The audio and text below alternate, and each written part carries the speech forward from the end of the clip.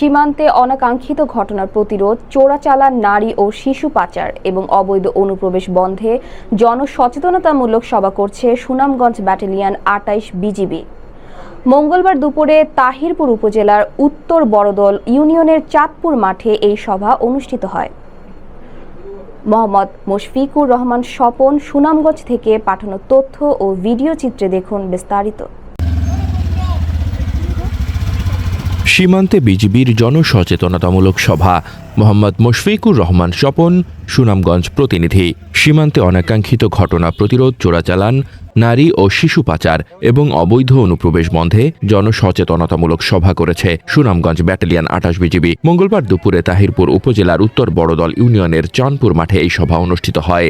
সভায় সীমান্তে অবৈধ অনুপ্রবেশ, আন্তর্জাতিক সীমারেখায় অবৈধভাবে বালু, পাথর, কয়লা উত্তোলন ও গবাদি পশু চড়ানো বন্ধ করা সহ নারী ও শিশু পাচার রোধ এবং মাদকদ্রব্য সহ সকল ধরনের চোরাচালান প্রতিরোধে স্থানীয়দের মধ্যে জনসচেতনতামূলক দিক নির্দেশনা প্রদান করা হয়।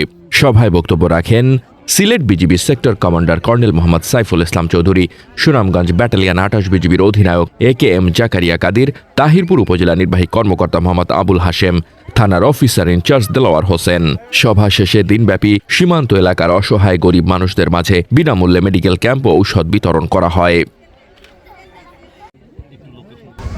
যে সীমান্ত এলাকায় আমরা যে চোরাচালান বিরোধী অভিযানটা করি, বিভিন্ন সময় চোরাচালান মালামাল আটক করার পর চোরাকারবারীরা সংঘবদ্ধ হয়ে আক্রমণ চালায়, আহত হয় আমাদের লোকজন। হ্যাঁ, রিসেন্টলি আমরা যেটা করেছি,